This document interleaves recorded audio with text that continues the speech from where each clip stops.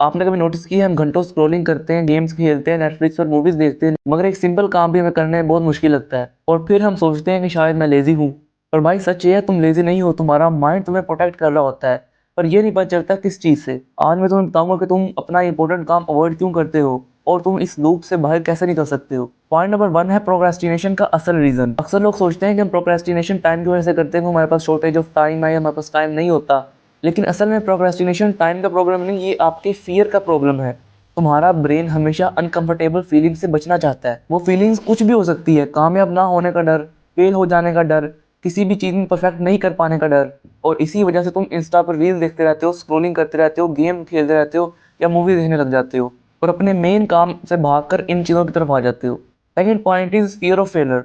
सबसे common point होता है फेल होने का डर। आप यही सोचते रहते हो, अगर मैं फेल हो गया तो क्या होगा, अगर मैं अपनी मंजिल तक नहीं पहुंच पाया तो लोग क्या कहेंगे इसके बारे में, मुझे करना चाहिए या नहीं करना चाहिए, इसका आगे कोई स्कोप ही नहीं है।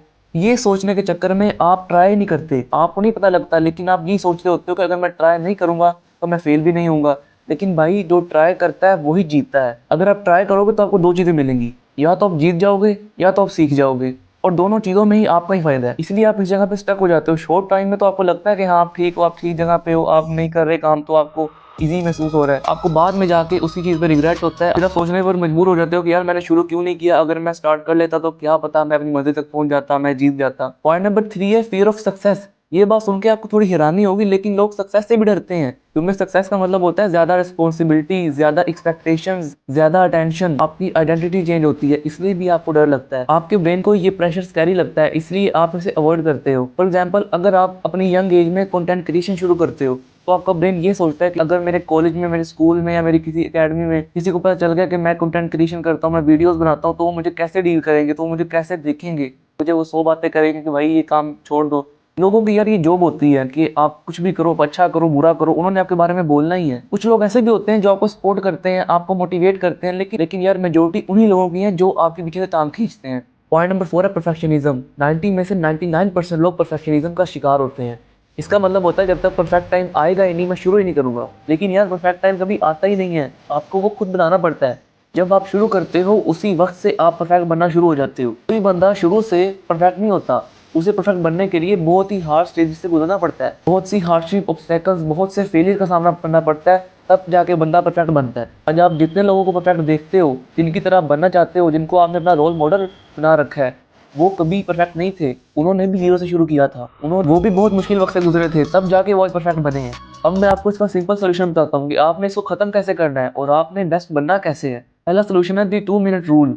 बहुत से लोग इसी रूल को फॉलो करके परफेक्ट बने हैं। इसमें आप खुद से कहते हो कि मैं बस 2 मिनट ये काम करूंगा, लेकिन वो 2 मिनट आपके कब 20 मिनट बन जाते हैं आपको पता ही नहीं चलता। ऐसे आप अपने ब्रेन के साथ गेम खेलते हो। सोल्यूशन नंबर 2 है स्टार्ट इंस्टेड ऑफ फिनिश। इस चीज़ पर ध्यान ना दो कि मैं इसे फिनिश कैसे करूंगा, बस आप खुद से कहो कि मैंने स्टार्ट करना है, क्योंकि आप जैसे ही स्टार्ट करते हो आपका 80% फियर खत्म हो जाता है और आप अपनी मंजिल की तरफ बढ़ना शुरू हो जाते हो। सोल्यूशन नंबर 3 है छोटे स्टेप को फॉलो करो। फॉर एग्जाम्पल, आप सोच रहे हो मैंने 1 घंटा वर्कआउट करना है, ये चीज़ आपके ब्रेन को थोड़ा परेशान करती है और आपका ब्रेन इससे दूर भागने लगता है। इसलिए आप छोटे स्टेप्स में इसको डिवाइड करो। शूज़ पहनो, वाटर बोतल उठाओ और जिम के लिए निकल जाओ और जाके सिर्फ 5 पुशअप लगाओ।